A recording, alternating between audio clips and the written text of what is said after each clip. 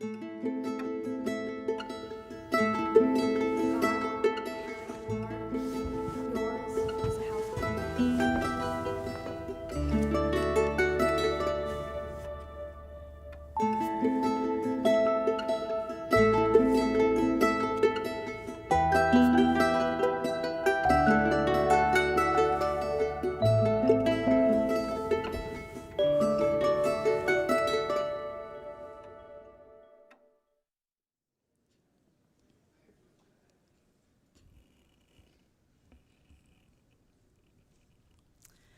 also want to welcome all of you who are here this morning, those of you tuning in online and on LLBN.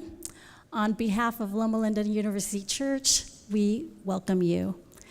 We are honored to be here, and we have a special Sabbath School for you this morning. First of all, I like to thank Gabriella Hudalak, a pre-nursing student from Walla Walla University. Thank you so much for helping out with our song service and opening prayer. I'd like to especially thank my kids. It's nice to have them all in church with me this morning, Savannah, Sophie, Alex, and Summer. And thank you guys for leading out song service. Our lesson study today will be given by Calvin Thompson, and he teaches here at the Loma University School of Religion, and he teaches all our schools. And we're so grateful that he's part of our church family, and he has a special lesson study for us this morning.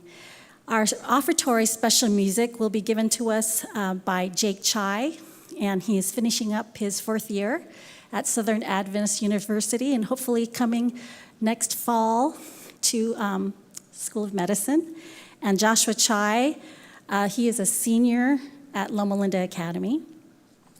The Mission Spotlight will be presented by Jonathan M., and he's a recent graduate at Southern Adventist University, and he will be starting his 1st year here at the School of Medicine, so pray for him and all those students. And I really appreciate his participation this morning, as I have seen firsthand the transformation of our kids who go as student missionaries. The mission and community service programs at our SDA schools are a blessing for the students who volunteer to serve. May God bless our Sabbath School this morning.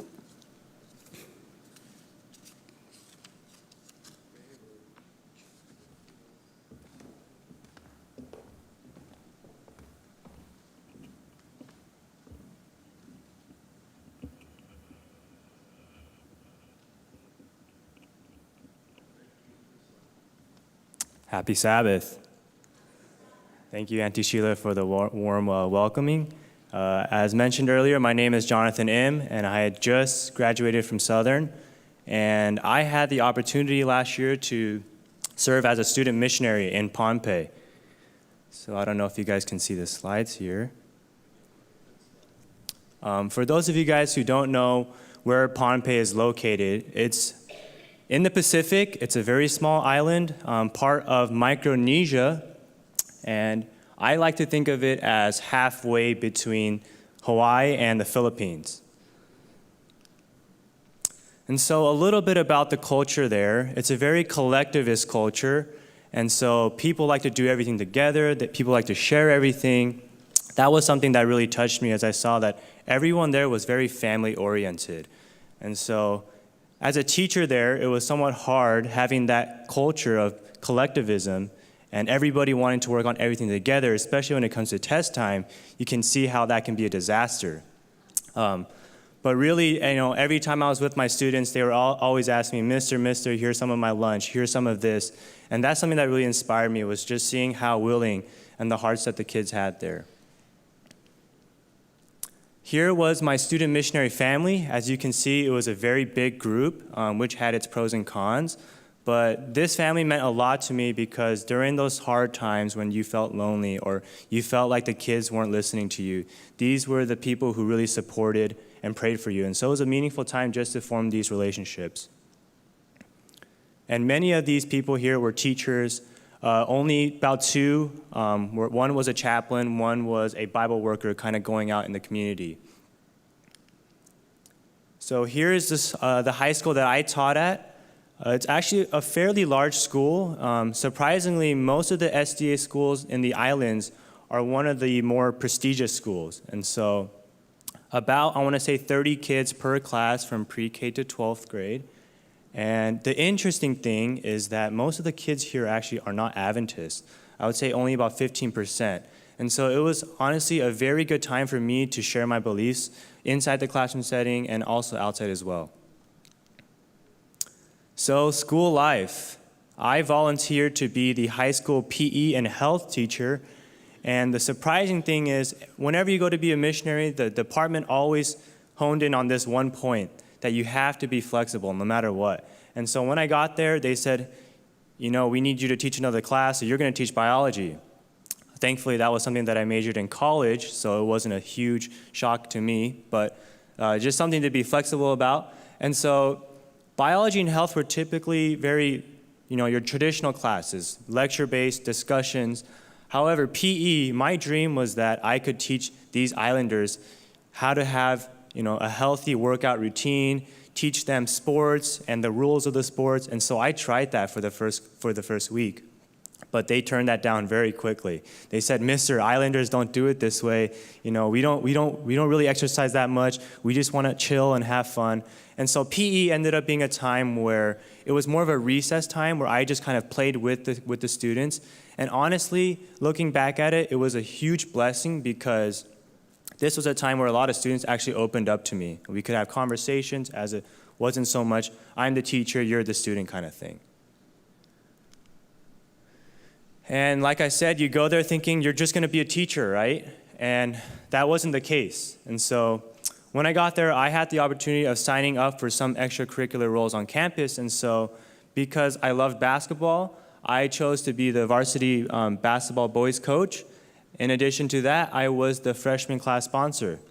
And although these roles were very busy and time-consuming, they were a very good time for me to just get to know the students more outside of the classroom setting.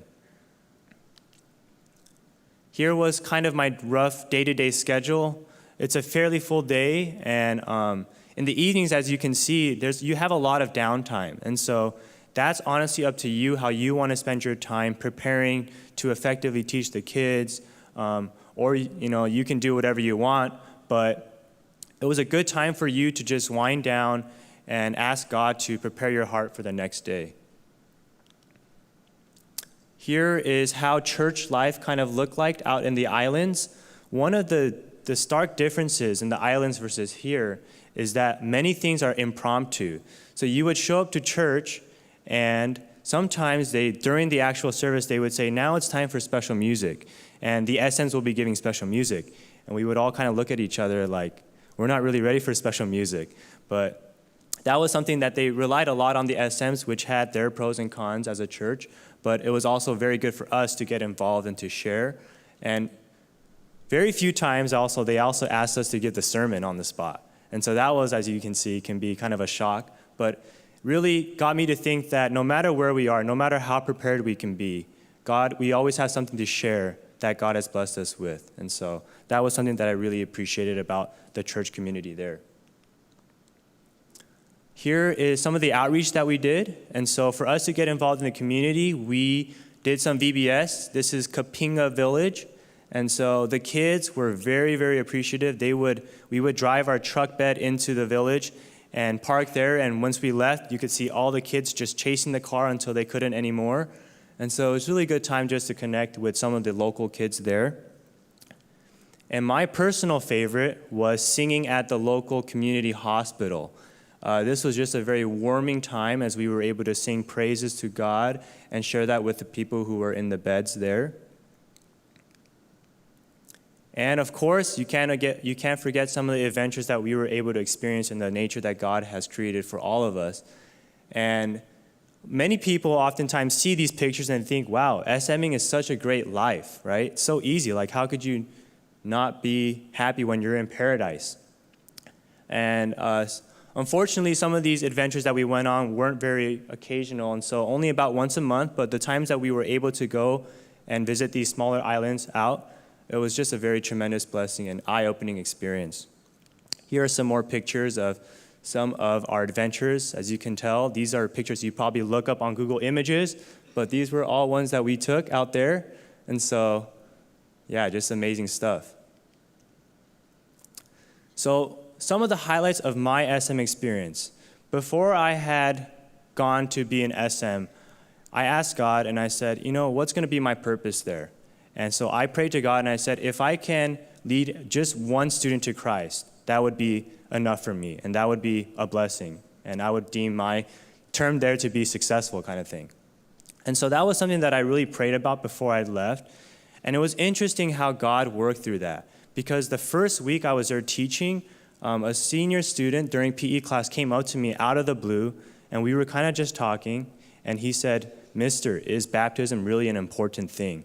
And I thought that was just super shocking, really random, but honestly a sign from God and a gateway for me to share with them why I felt that baptism is the most important decision you can ever make. And so with a lot of prayer and consideration, my student got back to me and said, "Mister, I'm interested in getting baptismal studies." And here I was, as I titled the message, "God doesn't call the qualified, but he qualifies the call." Having grown up in the church, I felt like I knew a decent amount, but at the same time, I felt so unqualified for me to be giving someone baptismal studies.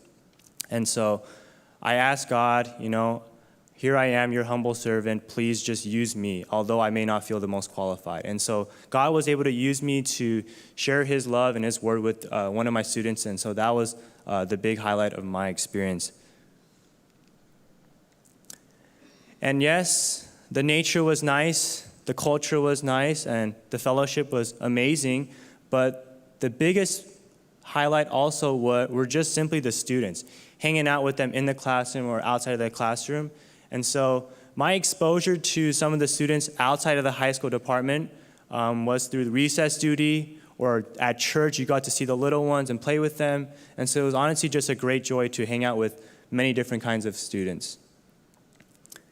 Here are some more pictures of me and my students. As you can tell, not a lot of the guys like to be in a lot of pictures. And here are some of the pictures of some of the classes that I taught while I was out there.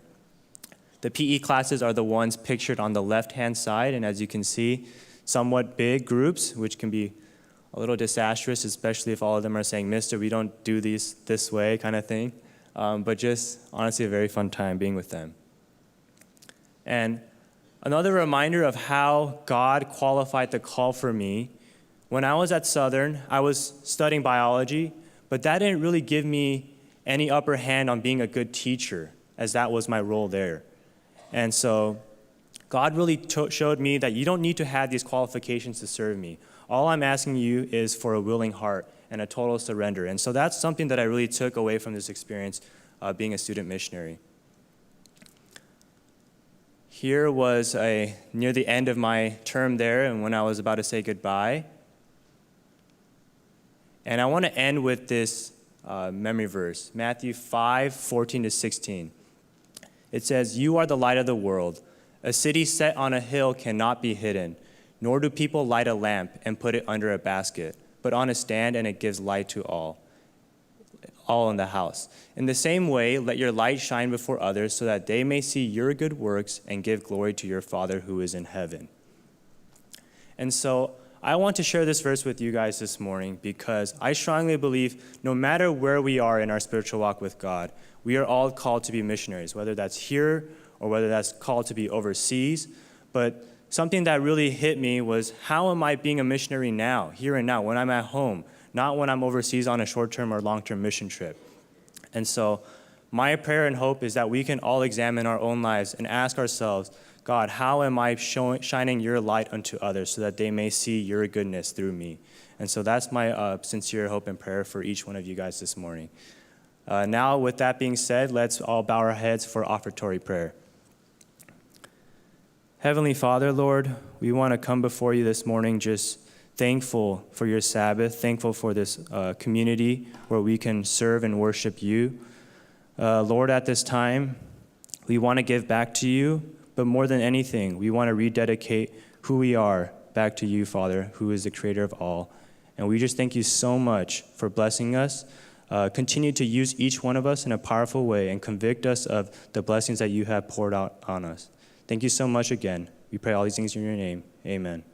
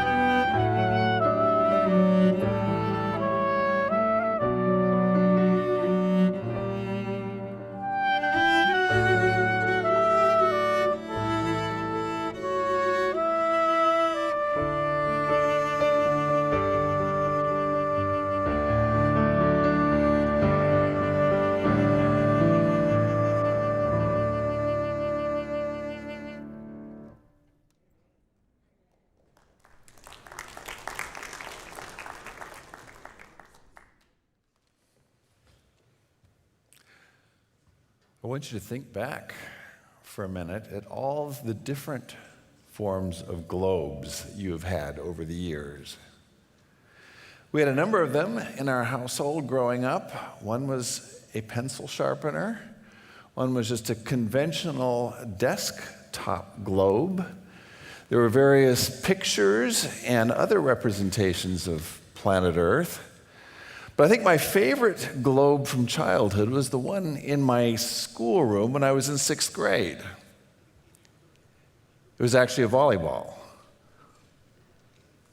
Looked like a globe, was in a stand like a globe, but at one point we discovered that it was really inflatable and actually very much like a volleyball, and when the teacher was away, it could actually be used for a game of volleyball.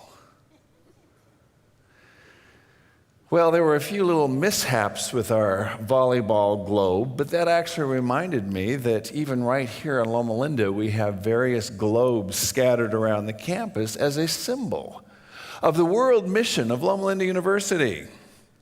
And they're wonderful symbols. They're also fragile. Right outside my office in Centennial Complex, there is a very large globe, beautiful globe designed to look the way the world looks from outer space. It is filled with the swirl of clouds, the deep blue of the ocean, the various large forms of the continents. And I really hadn't given it much thought. What is it even made of? Until I walked out of my office one morning and discovered that somehow this giant globe had deflated. And then I realized that much like that globe in the classroom when I was in 6th grade, the globe in Centennial Complex is also a very large beach ball. I posted the picture on Facebook and got all kinds of replies, things like, the Flat Earth Society or it's a small world after all. But I was thinking of it in connection with a lesson for today when we think about the fragility of planet Earth. It was also a reminder of the fact that we do need a better world. And the world is fragile and things can happen. And sometimes the very things we do can be destructive to our world, both to its ecosystems, but also to the human family. And it's a reminder in both counts that there are times when we need to take thought to what we're doing with our world. I really appreciate the lesson series this quarter because it deals with some things that are very near and dear to my own heart. When we think about the fragility of the world, the human family, and how important it is to do what we can to make a difference. The one today is entitled The Blueprint for a Better World, and I really appreciate the opening line of this. It says, "In His mercy, God has always had a people with whom He has maintained a special relationship. But this was not just for the benefit of those few individuals and their families. When they were connected with God and blessed by Him, it was part of a larger plan to repair that relationship and share the blessing with others. As God said to Abraham, I will make you a great nation, and I will bless you. I will make your name great, and you will be a blessing to all peoples of the earth, and they will be blessed through you. As he was blessed, he could be a blessing to others." And the author goes on to explain how this blessing to Abraham and to the people of Abraham was symbolic of God's great plan. It says, "We are called as a group for the blessing of the world." Called as a group for the blessing of the world. To be blessed ourselves, but to bless others as well. And I want to spend just a few moments focusing on that particular aspect, and some of this will be a repeat of what I shared last time. First, called as a group. God demonstrated this in calling the family of Abraham. He didn't just simply scatter Abraham and his family out throughout the world. He called them together as a chosen people. And I want to stress the value of being called together as a group. And the fact that we as human beings have this intuitive sense that we do better together. We do better when we build communities, when we build churches, when we build other communities that are designed to be a blessing. Strong organizations, strong institutions, fellowships. This is how we work best for a variety of reasons. Last time I mentioned a quotation from Ellen White, which is that we are all woven together in a web of humanity. The evil that befalls any part of the great human brotherhood brings peril to all. But part of that web does not just mean serving the world, it also means being a part of a group. It's what brings out the best in human nature. Think about for a moment some of the various clubs and organizations that have been part of your life. As a child, I was continually looking for new ways to form clubs and organizations. For a while, we even had what we call the Climsy Club, with people who loved to climb trees in our neighborhood. Figured if we like climbing trees, we ought to form an organization. Remember my older brother with his Jija Club. I'm not quite sure what it meant, but it was a very strong organization for him and at least two of his friends. And I do recall with one of my friends, when we wanted to be a part of it, well, occasionally we were allowed to be associate Jijas, but not full-fledged Jijas. But we think even in adulthood, we form bicycle clubs, hiking clubs. We work together to form teams in our workplaces, and these are part of what makes the human family so meaningful. We belong to our organization. The Seventh-day Adventist Church is an organization of that type, and we talk about the various things we believe, we talk about our doctrines and the different things that hold us together, but part of what makes it powerful, even things like doctrines, are not just beliefs. They're also glue. They're also part of what holds us together. And around things like Sabbath keeping and the various other things that are part of our community of faith, we find not just beliefs, but things that hold us together, that give us an identity, that give us a sense that we belong to each other. In the various services, the various things that we do, and the stories we tell, the memories we have of carrying our little Pathfinder cup around from door to door and asking people to give money to the needy. Or Vespers, or different Pathfinders, different things that are part of our stories and traditions. There is value in telling the story, being reminded of what makes us strong as a community, realizing that to bless the world, we do it best when we are in community. Right here in Loma Linda, we have the same thing. We have various reminders of our mission, our purpose, our identity. We have places where our slogans are framed, our motto to make man whole. We think about wholeness in terms of health, wholeness in terms of the world. We can tell the story of this is the place. And many of you, of course, are familiar with the story of the founding of Loma Linda, the miraculous events that work together to create a community. Sometimes we call it a blue zone. Because of the health. People are healthy here. They live a long time. But remember, the purpose of being called as a community is for the blessing of the world. And I want to remind you for just a moment of some of the dangers when we have community without calling. Think what would happen if we here in Loma Linda said the purpose of our existence is to create a little cloister, a community of people who are isolated, a community of people who are walled off, protected from the rest of the world, where we never had to look at the poverty that surrounds us. We never had to go into any other parts of the Inland Empire and be exposed to the various social needs that we could maybe figure out a way to keep out if we just isolated ourselves enough. And one thing I appreciate about Loma Linda is a commitment to mission, both local and to the globe.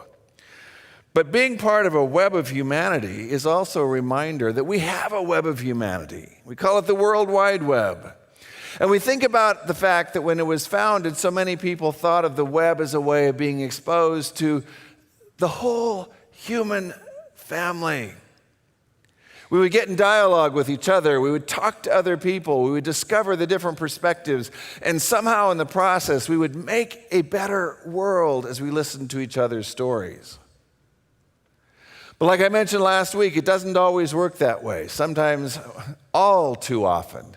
We see that, in fact, having this great global community has allowed people to huddle together in like-minded communities and to close out everybody else. To create places where we can talk only to each other, whatever each other might mean. And many of those viral communities are actually quite hostile to other people. I mean, even if you just notice the social media pages, how often people use those as settings for tribal warfare. And I mentioned last time the great experiment of Jane Elliott showing how easily we as human beings get into conflict with each other. How little it takes for us to divide so our community, people like me, become different from other people. And therefore, I can say my version of community is better than yours. We mentioned the fact she had done it with her students, but it was interesting. I went back this week and I looked at the clip from Oprah Winfrey when they actually tried it on the Oprah Winfrey Show. As people were coming in, they were told that everybody here is standing in line who has brown eyes will get coffee and donuts. You'll get first choice of where you get to sit. Those who have blue eyes get a collar with a green collar that they have to wear. They don't get coffee and donuts. They don't get a choice of where they get to sit. And throughout the early part of the program, it was fascinating to watch how quickly people got angry at each other.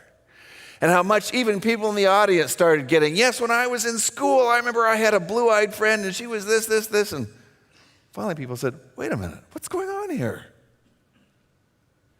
How quickly, even in a setting like that, where you'd think that people could recognize the purpose, that this was an experiment. But they polarized, they divided so quickly. We see this when we look at various world conflicts. Many of them involve people who have been very similar, the Hutu and the Tutsis, for example. The various people in Sarajevo, and how quickly people who had been neighbors got caught up in conflicts with each other. That's just a reminder of how easy it is for us to use community as a way of creating conflict and not world mission. And we even start telling the stories that emphasize the very points that divide us instead of the points that unite us. We talk about empathy and how important it is for us to be able to empathize with people who are different from ourselves. But often our emotional reactions get caught up in narratives that are about difference, about division. But it's interesting to think about, how you can tell a story to create a certain perception, a certain gut-level emotional response. I was thinking about this with a friend of mine who recently moved to Florida. Now, I didn't want him moving to Florida because we were great collaborators. Teaching classes together was truly, deeply enjoyable. So I had fun coming up with all the narratives about Florida. The things about the red tides, the things about the sharks, the pythons. But above all, we had fun talking about the alligators. And so I kept warning him about, if you go to Florida, the alligators will eat you. Of course, we never have things like earthquakes here in California, so fortunately we're protected from natural harm. But I was just thinking about one of the things we started talking about is the difference between the scary stories and the actual likelihood of being eaten by an alligator if you live in Florida. Now, there was actually a case where an alligator, here just a few weeks ago, broke into a woman's kitchen. Some of you saw the pictures, you read the stories, and the woman whose kitchen had been invaded by an alligator took a picture of this very large alligator in her kitchen. And we certainly even think of some other stories of people who had been eaten by alligators. But think about what could happen if we took that story of the alligator breaking into a woman's house, entering her kitchen, and we used it to try to tell the story of this mass invasion of alligators marching across Florida, ready to break into people's kitchens. We could take anecdotal news stories, use them as a source of division and hostility and fear. Now, the fact is, if you live in Florida, you do have to be careful about alligators. If we live here in California, we had to be careful about earthquakes. There are hazards wherever you go. But sometimes in our polarized and divided age, we figure out ways to turn anecdotal stories into things that scare us and divide us. And it can happen on all sides of the major equations. We tell the stories, but we don't get at the deeper underlying realities. So I want to point out the fact that we are called as community not to create exclusive communities, not to tell stories that divide us from other people, not to polarize, not to get into hostility, but to look at our community as a way of serving the world. Now, I want to talk a little bit about just some of the ways that this might play out. I mean, first, in just thinking about the misuse of community. A gang. Now, a gang is a community. A gang has, in some ways, a good set of purposes. If you grow up in the harshness of the urban jungle, if somebody comes along and says, I'll take care of you, I'll protect you, I'll mentor you, I'll give you a place to belong. Good purpose, bad purpose. If you took it that far, you'd say that's a good purpose. That's a good reason to have a group, to have an affiliation, to have a group to which you belong. But I want you to notice what happens with gangs.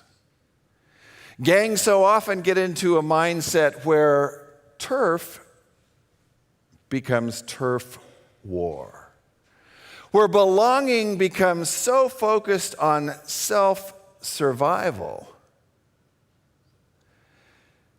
that the focus simply becomes the gang's own survival at the expense of others. Where belonging becomes so important that the language all focuses on making sure your gang or your group survives at the expense of rival gangs. So much of the purpose becomes actually defeating rival gangs or getting into conflict with them. Violence breaks out, and any of the good purposes quickly get swallowed up by the negative purposes. Let that be a lesson to us. The value of community is only formed when you can keep in mind that the goodness of belonging is only meaningful when it's part of service to the world beyond. Well, let's think of some ways we can look at this. Seventh-day Adventist Christians have a strong sense of world mission. It's something I appreciate about belonging to this community of faith, and something that our lessons this quarter are bringing out as central to our identity. And these will be looking at different aspects of service, of working with the world, to realize that making a better world is not just about preparing for the next world. Making a better world is also about seeing what we can do to improve this one. Belonging to a community of faith is not just about creating a group of people we can belong to. It's about finding ways to use that community to bless other people. Now, my first basic point had to do with belonging to a group for the purpose of the world. My second basic point is serving individuals, but also looking at root causes of the problems that affect those individuals. Asking ourselves the question, is there anything we can do not just to serve individuals in need, but to make a difference and get to the root causes of some of the things that are creating such difficulty and pain and suffering?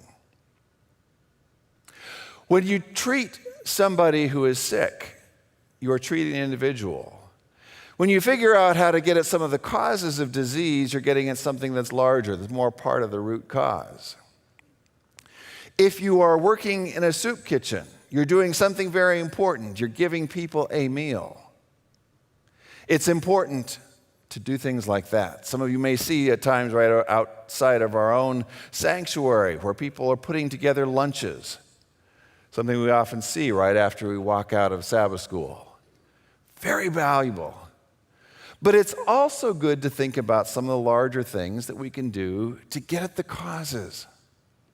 Are there things we can do to help reduce poverty or homelessness? Now, it's something I got to thinking about quite a bit when both of my kids actually lived in Los Angeles for a while. My daughter was just a short period of time when she was a law intern working at the Ronald Reagan building there in Los Angeles for a summer while she was in law school. My son lived in Los Angeles for 3 years in downtown. So both of them were there not too far from each other for a while. But over the 3 years, when my son was living there, I watched as the homeless population expanded. And it got to the point that shortly before he moved away, it was almost like being at Sports Chalet. Now, some of you know what it's like. I guess Sports Chalet just went out of business, but that was a big deal to me growing up. Sports Chalet was where I bought my rock climbing gear, I bought my camping gear, my backpacking gear. That was a big deal for me. But one of the memorable things about Sports Chalet was a large row of backpacking tents. It was up on a ledge just above eye level, and I can still remember many times looking at that large row of tents and thinking, that one looks good, that one looks good, maybe I'll save up for that one. But I noticed even in downtown Los Angeles, it got to the point it looked very much like Sports Chalet. Tents on every bridge, everywhere. Now, there are some very significant charities that are designed to help alleviate the needs of the homeless people. Places where people can get a free meal. Places where they can get a shower. There's a lot of discussion about even things like, bathrooms, things like that. But the bigger question that I also ponder, are there things that can be done to reduce the homeless population, to create situations where fewer people actually have to live on the streets? I was here at a seminar right here at the university not too many weeks ago where some people were grappling with that issue, even right here in the San Bernardino area, and even Loma Linda. We have homeless people in Loma Linda. And they were grappling with some of the various options, and they were saying it isn't just a matter of creating more housing, although that would help. It isn't even just a matter of helping the economy grow.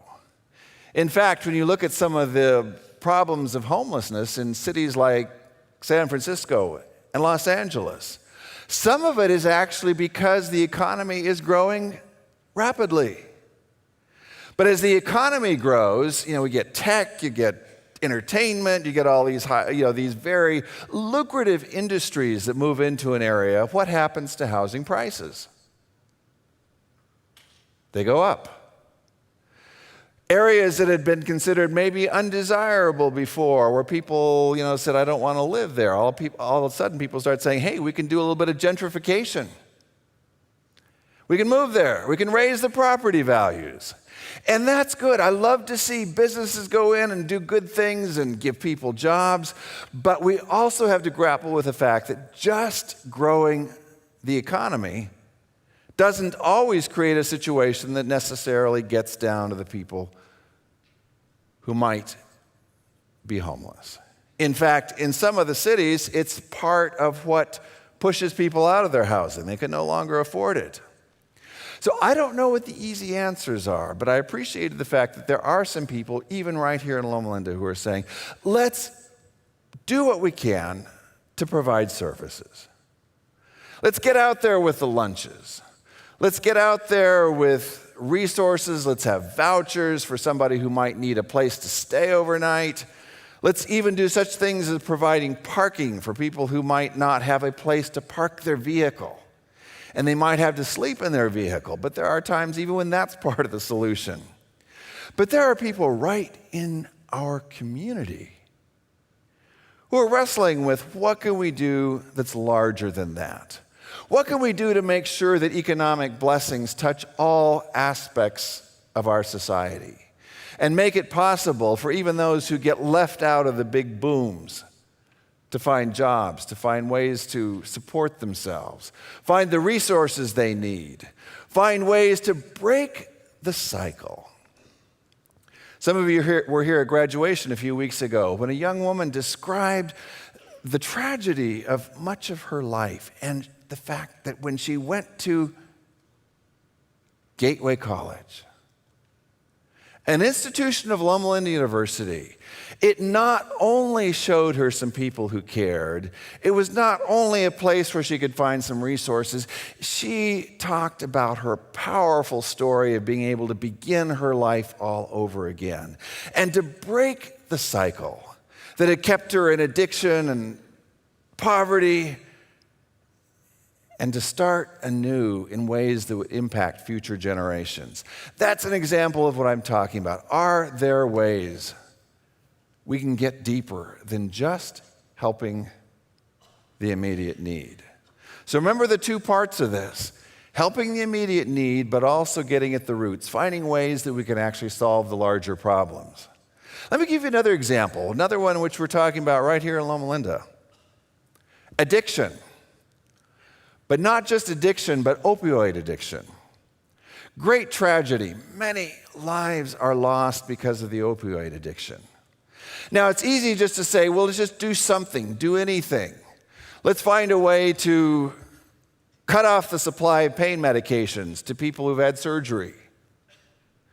And there are other solutions that get suggested. Some of them just are simply about ways to reduce the supply. And there are times when that's important. There are times when that's the most important thing. There are times that pharmaceutical companies stand to gain a lot from the medications. And there's some work being done on that. But there's also some other sides to the addiction that need to be addressed as well. I think of such things as the fact that when people in pain, when we don't have an overall strategy for helping people who deal with chronic pain, many people who all of a sudden discover that they can't get their prescriptions anymore because somebody said, do something, stop the prescriptions. They turn to heroin instead. And then in the process, they end up with something that is unpredictable. It's a street drug. It puts them out in a whole different sector of society. And some people who get heroin addicted are people who simply couldn't get pain medications anymore. So one of the things that's been intriguing to me is, are there ways we can better help people in chronic pain? It's not just a matter of reducing the supply of certain types of pain medications. It's figuring out what's going on in the lives of people with chronic pain and how can we work together to help treat that pain. But there's even another aspect of that I want to mention, which is the despair.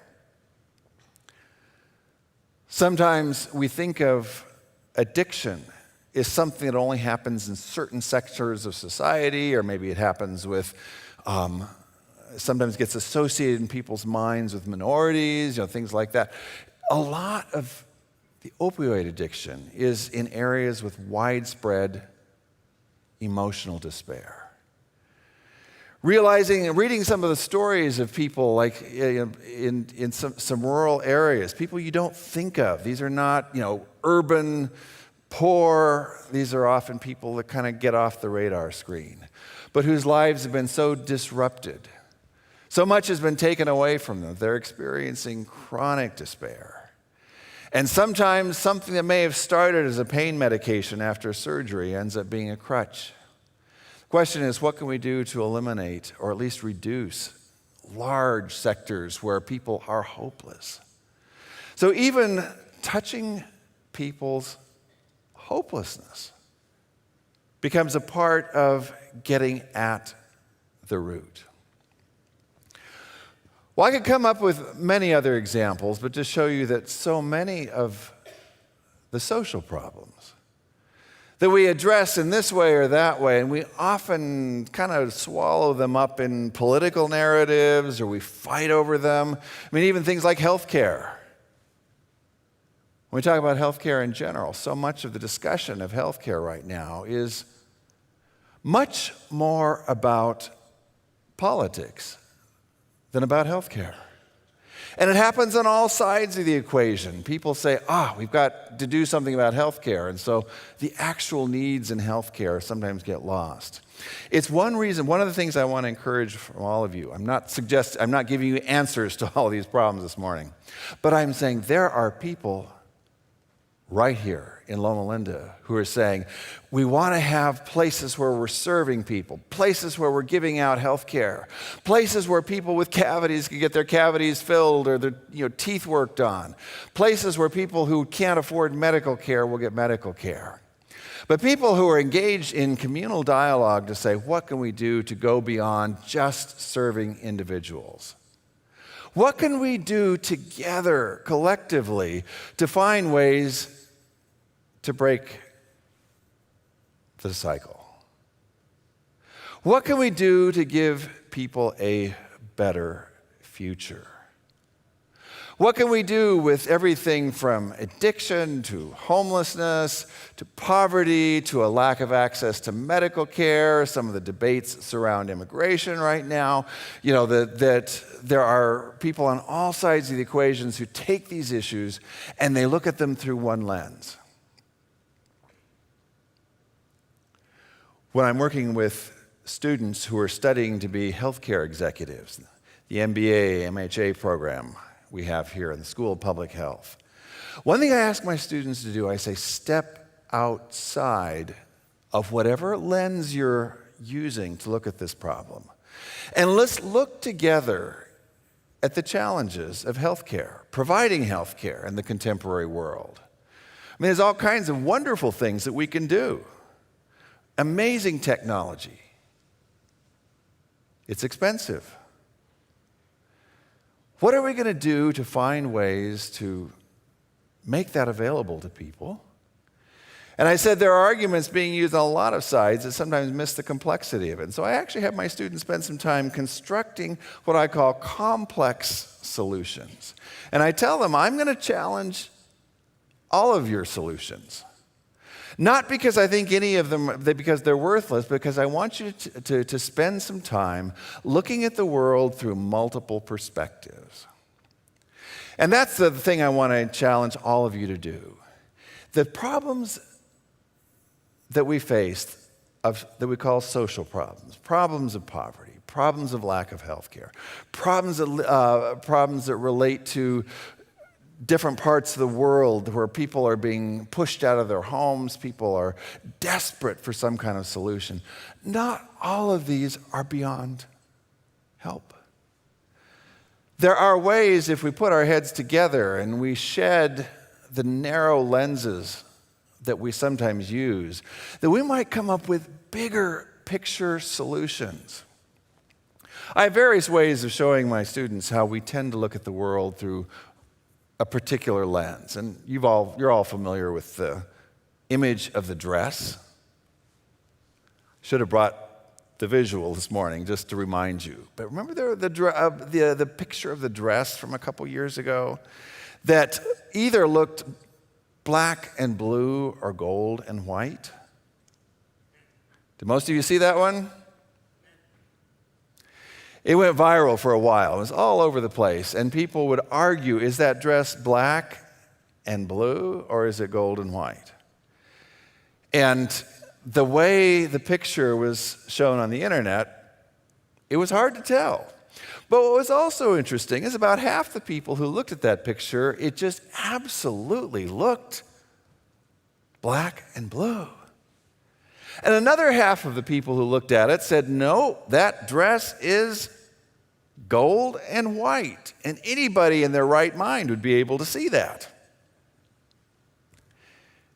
People argued. They fought. And we even asked people, can you see it from both perspectives? I actually have several pictures I use with my students like that.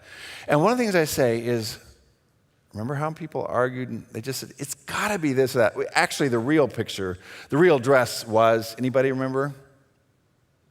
It was black and blue. But then certain people who found that out said, see, I was right. But there was actually a technical explanation for that. People looked at the visuals of it, that in the form that it was shown, it was kind of halfway in between in terms of light and shadow, that it really could be seen by about half the people as white and gold, and the other half as black and blue. And what I tell people is what's important is to be able to look at it in both ways. What can you learn if you look at something from more than one perspective? The great problems of our world are not going to be solved with sloganeering. They're not going to be solved if we just say, okay, there's a problem. That can be used as a good argument for my group, my tribe, my solution, my perspective. They won't be solved until we are able to look at them in a much larger perspective. Wanted just to close with, actually, I realize I don't have time for the whole quotation here, Rusty Schweigert.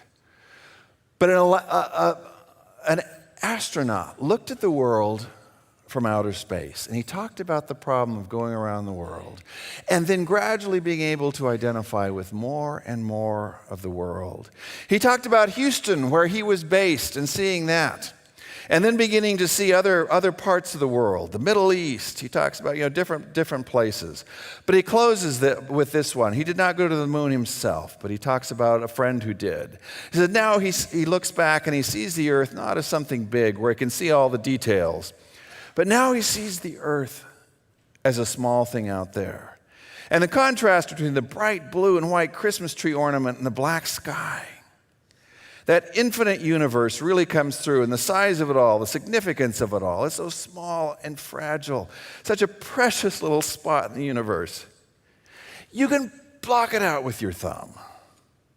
And you realize on that one small spot, that little blue and white thing is everything that means anything to you. The love, the tears, the joy, the games, all of it on that little spot out there that you can cover with your thumb. God so loved the world. Let's pray. Lord, may we see the world from your perspective. Look at it from multiple points of view.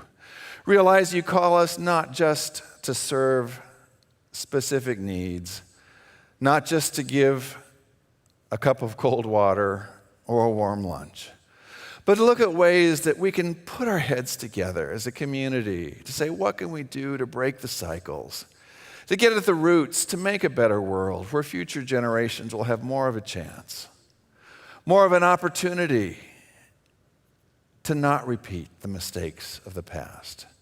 May we love the world the way you loved it. In Jesus' name, amen.